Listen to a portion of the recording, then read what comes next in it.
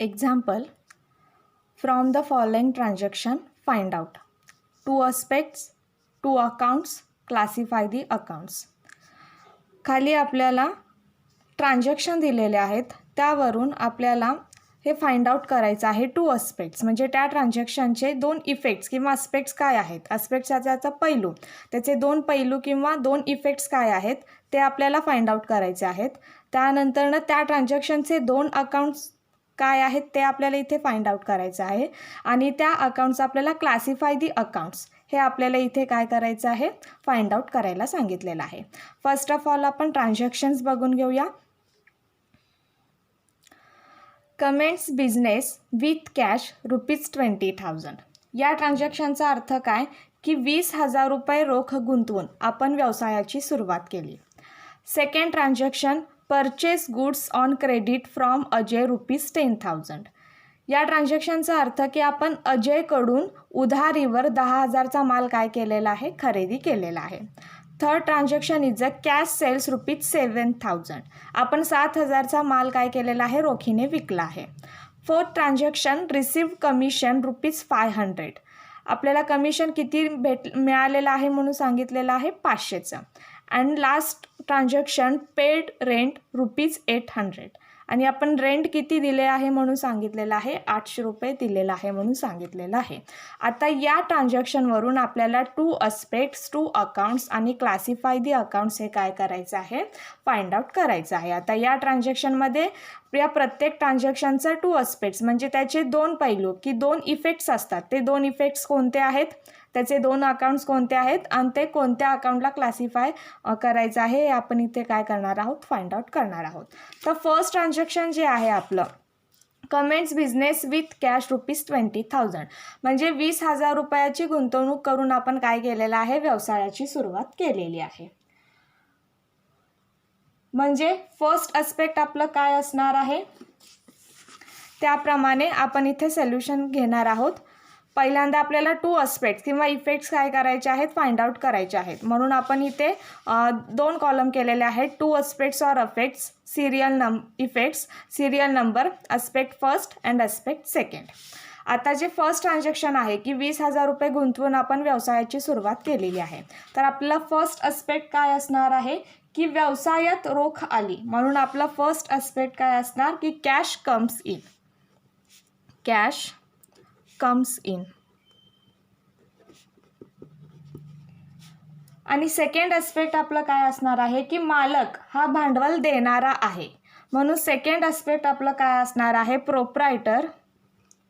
Proprietor is a गिवर. म्हणजे आपल्याला या एक्झाम्पलमध्ये 2 अस्पेक्ट्स म्हणजे त्या ट्रान्झॅक्शनचे 2 इफेक्ट्स कोणते आहेत ते आपल्याला फाइंड आउट करायचे आहेत. त्या ट्रान्झॅक्शनमध्ये 2 अकाउंट कोणते आहेत ते आपल्याला फाइंड आउट करायचं आहे आणि त्या अकाउंटनुसार ते आपल्याला क्लासिफाय करायचं आहे. मग आपण पहिल्यांदा 2 इफेक्ट त्या ट्रान्झॅक्शनचे कोणते आहेत ते आपण इथे 2 अस्पेक्ट्स ऑर इफेक्ट्समध्ये काय करत आहोत, फाइंड आउट करत आहोत. म्हणजे आपण फर्स्ट ट्रान्झॅक्शन बघितलेलं आहे की 20,000 रुपये गुंतवणूक करून आपण व्यवसायाची सुरुवात केलेली आहे. म्हणून आपला फर्स्ट अस्पेक्ट काय असणार आहे, कॅश कम्स इन, आणि सेकंड अस्पेक्ट काय असणार आहे, प्रोप्रायटर इज गिव्हर. आता सेकंड ट्रान्झॅक्शन बघूया. Purchase goods on credit from Ajay ₹10,000. आपण अजयकडून 10,000 रुपयाचा माल हे काय केलेला आहे, खरेदी केलेला आहे. मग आपलं फर्स्ट इफेक्ट इथे काय असणार आहे, purchase is an expenditure. Purchase is an expenditure. याचा अर्थ काय की खरेदी हा खर्च आहे. आणि सेकंड इफेक्ट आपला काय असणार आहे की अजय इज गिवर. कारण अजय हा आपल्याला फायदा देणार आहे, म्हणून अजय इज अ गिवर. त्यानंतर थर्ड ट्रान्झॅक्शन बघूया. Cash sales ₹7,000. म्हणजे आपण 7,000चा रोखीने माल विकलेला आहे. मग फर्स्ट अस्पेक्ट आपलं काय असणार आहे, कॅश कम्स इन, म्हणजे रोख हे आपल्या व्यवसायात येणार आहे, म्हणून कॅश कम्स इन. आणि सेकंड अस्पेक्ट आपलं काय असणार आहे, sales is an income. Income, कारण सेल्स हे आपलं काय आहे, उत्पन्न आहे. त्यानंतर फोर्थ ट्रान्झॅक्शन, रिसीव्ह कमिशन ₹500. आपल्याला कमिशन किती मिळालेलं आहे म्हणून सांगितलेलं आहे 500. म्हणजे रोख आपल्या व्यवसायात आली, म्हणून फर्स्ट इफेक्ट आपलं काय असणार आहे, कॅश कम्स इन. आणि सेकंड इफेक्ट आपला काय असणार आहे, कमिशन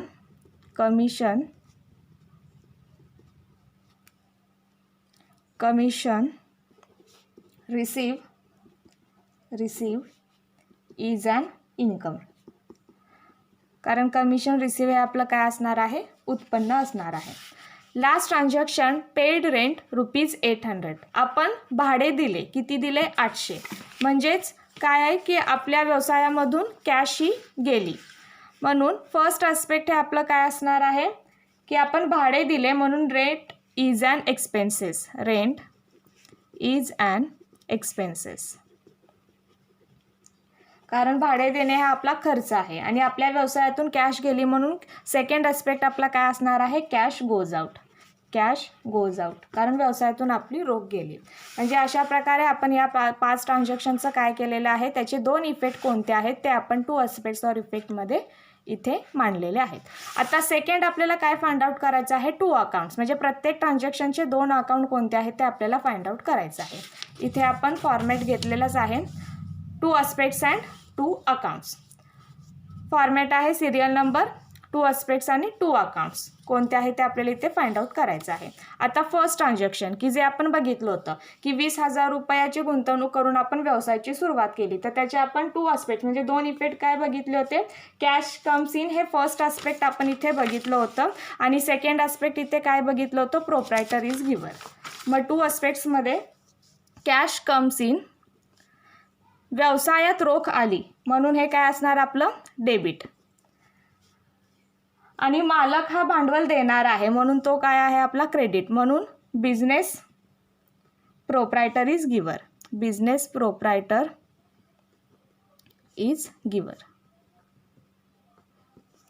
मग 2 अकाउंट्स, यामध्ये 2 अकाउंट कोणते आहेत, कॅश कम्स इन म्हणजे व्यवसायात रोख आली, म्हणजे फर्स्ट अकाउंट आपलं हे कॅश असणार आहे, डेबिट. आणि सेकंड अकाउंट आपलं हे काय असणार आहे की मालक हा भांडवल देणार आहे, म्हणून कॅपिटल हे आपलं काय असणार आहे, सेकंड अकाउंट असणार आहे, कॅपिटल अकाउंट.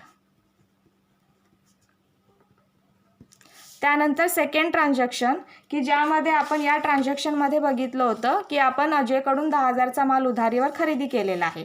त्याचे 2 इफेक्ट आपण बघितले होते, first effect purchase is an expenditure, आणि सेकंड इफेक्ट आपण बघितला होता अजय इज गिव्हर. मग परचेस हे आपला एक्सपेन्सेस आहे, म्हणून परचेस इज अन एक्सपेन्सेस.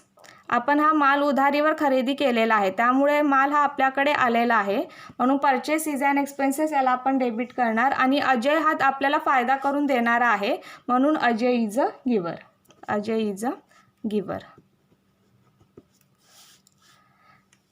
आता या ट्रान्झॅक्शनमध्ये 2 अकाउंट आपले कोणते आहेत, फर्स्ट अकाउंट आहे परचेस इज अन एक्सपेन्सेस म्हणजे परचेस अकाउंट, आणि सेकंड अजय अकाउंट, कारण अजयने आपल्याला काय दिलेलं आहे, उधारीवर माल दिलेला आहे, म्हणून सेकंड अकाउंट हे अजय अकाउंट असणार आहे. थर्ड ट्रान्झॅक्शन आपण बघितलं होतं की आपण 7,000चा माल विकलेला आहे रोखीने, मग त्यामध्ये आपण 2 इफेक्ट बघितले होते, कॅश कम्स इन म्हणजे व्यवसायात रोख आली, आणि सेल्स हे आपलं इन्कम आहे, म्हणून सेकंड आस्पेक्ट आपण काय घेतलं होतं, सेल्स इज अन इन्कम. मग त्याचप्रमाणे इथे 2 आस्पेक्ट्समध्ये घेणार आपण कॅश कम्स इन, कारण व्यवसायात रोख आली म्हणून हे डेबिट येणार, कॅश कम्स इन. आणि सेकंड इफेक्ट आपला काय होता, सेल्स इज अन इन्कम, विक्री आपलं उत्पन्न आहे.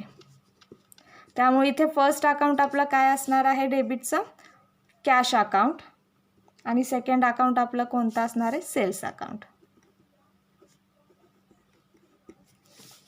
त्यानंतर फोर्थ ट्रान्झॅक्शनमध्ये आपल्याला कमिशन मिळालेलं आहे 500 रुपये, म्हणजे आपल्या व्यवसायात काय आली, रोख आली, म्हणून कॅश कम्स इन म्हणजेच डेबिट झालं ते, कारण आपल्या व्यवसायात रोख आली, कॅश कम्स इन. आणि कमिशन रिसीव्ह हे आपलं इन्कम आहे, म्हणून सेकंड इफेक्ट तो आपला काय असणार आहे, commission is an income. Is an income. त्यामुळे 2 अकाउंट्सपैकी फर्स्ट अकाउंट आपल्या डेबिटचं हे काय असणार आहे, कॅश अकाउंट. आणि सेकंड अकाउंट आपलं काय असणार आहे, कमिशन अकाउंट. Commission account.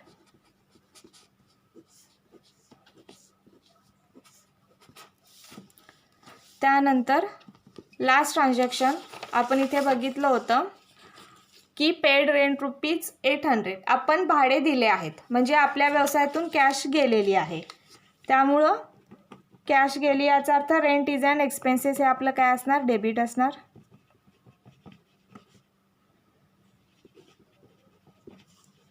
आणि आपल्या व्यवसायातून रोख गेली म्हणून कॅश गोज आउट असणार.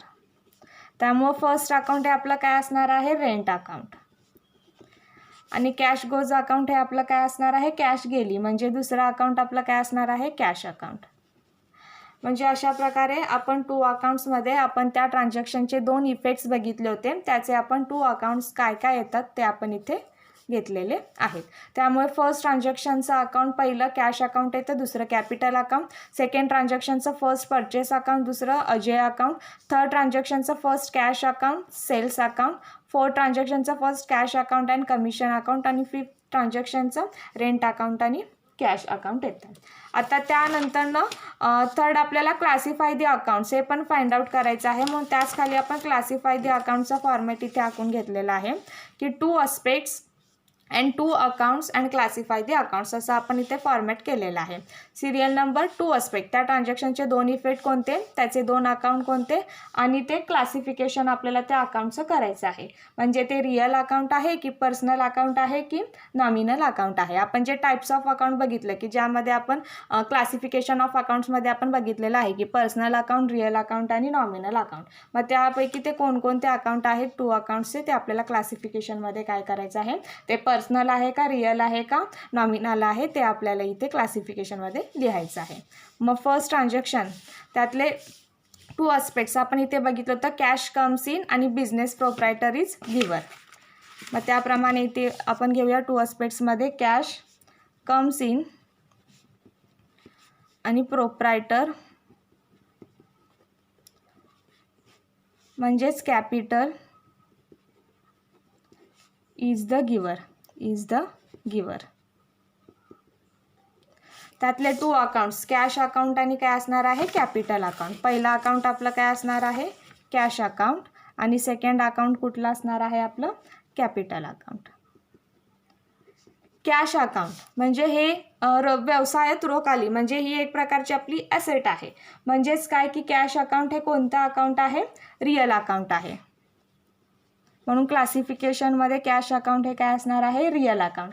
आणि कॅपिटल अकाउंट म्हणजे प्रोप्रायटर, कॅपिटल इज द गिवर, म्हणून कॅपिटल अकाउंट हे आपलं काय असणार आहे, पर्सनल अकाउंट आहे.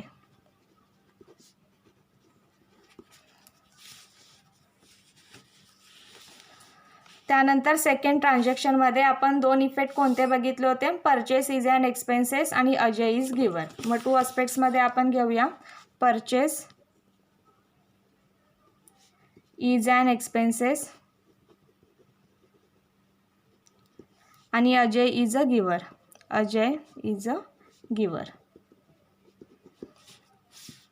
मग यामध्ये फर्स्ट अकाउंट कोणतं आहे, परचेस अकाउंट. आणि सेकंड अकाउंट आपलं काय आहे, अजय अकाउंट. त्यामुळे फर्स्ट घेऊया परचेस अकाउंट आणि सेकंड अजय अकाउंट. आता परचेस अकाउंट हे काय आहे, आपलं नॉमिनल अकाउंट आहे. कारण परचेस अकाउंट हे नॉमिनल अकाउंटमध्ये येतं, म्हणून परचेस अकाउंटचं क्लासिफिकेशन नॉमिनल अकाउंटमध्ये केलं. आणि अजय अकाउंट हे आपलं काय आहे, पर्सनल अकाउंट, म्हणून इथे घेतलं पर्सनल अकाउंट.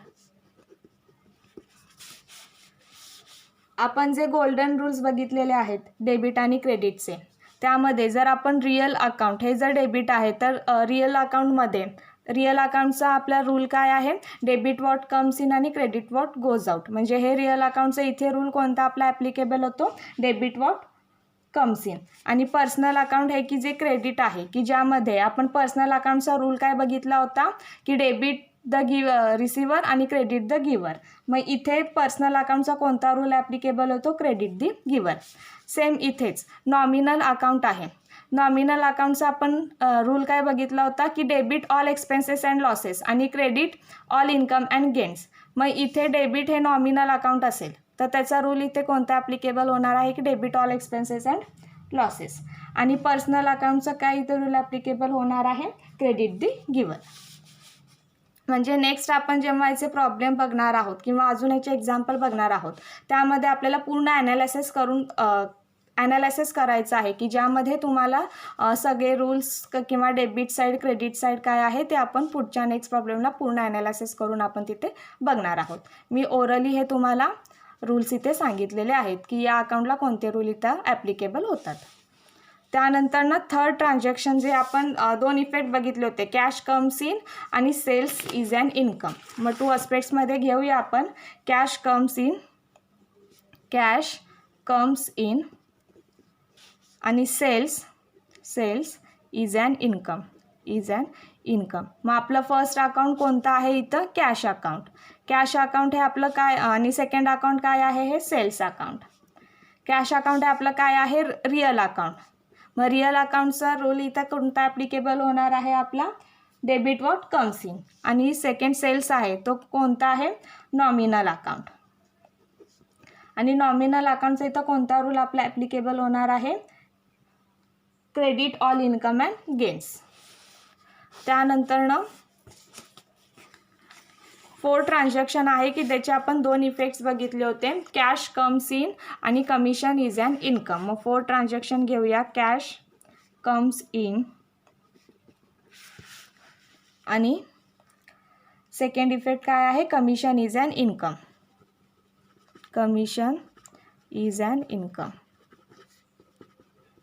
मग यातले 2 अकाउंट फर्स्ट अकाउंट आपलं काय असणार आहे कॅश अकाउंट आणि सेकंड अकाउंट आपलं कोणतं असणार आहे कमिशन अकाउंट. मग कॅश अकाउंट हे कोणतं अकाउंट आहे रिअल अकाउंट आणि कमिशन अकाउंट हे काय आहे नॉमिनल अकाउंट.